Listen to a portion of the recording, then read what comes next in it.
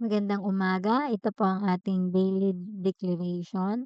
So, bawat umaga, ito yung i-declare natin sa ating buhay, sa ating pamilya, ng ito ay ang salita ng Diyos. Ang salita ng Diyos ay makikita sa mga awit, Kabanata 91. Sabi dito, siyang naghahangad ng pagkupkup ng kataas-taasan at nananatili sa pagkalinga ng makapangyarihan ay makakapagsabi kay Yahweh, "Ugkat kanlungan, ikaw ang aking Diyos, ang Diyos na tangi kong pinagtiwalaan. Sa panganib at bitag, ika'y kanyang ililigtas at kahit anumang matinding salot ay di ka magdaranas. Lulukuban ka niya sa lilim ng kanyang malapad na pakpak at sa kalinga niya ay palagi kang ngang nakakatiyak. Iingatan niya at ipagsasanggalang pagkat siya'y matapat.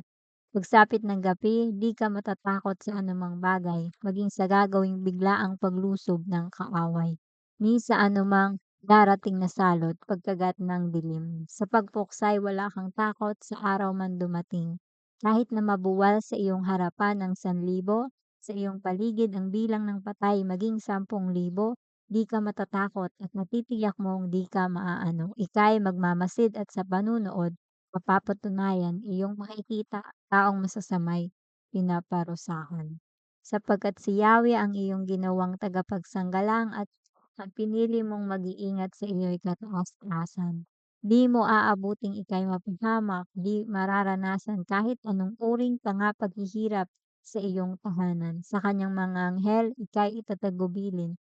Saan mang dako maparoon, tiyak kang iingatan. Sa kanilang mga kamay, ika'y aalalayan nang sa mga bato paamoy hindi masasaktan. Iyong tatapakan kahit mga ahas o leyong mabagsik.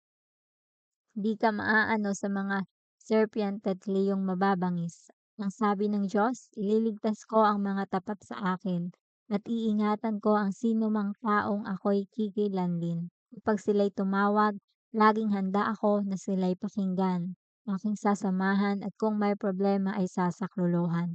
Aking ililigtas at ang bawat isa ay pararangalan. Sila'y bibigyan ko at gagantimpalaan ng mahabang buhay at makakatiyak na tatamuhan nila ang aking kaligtasan.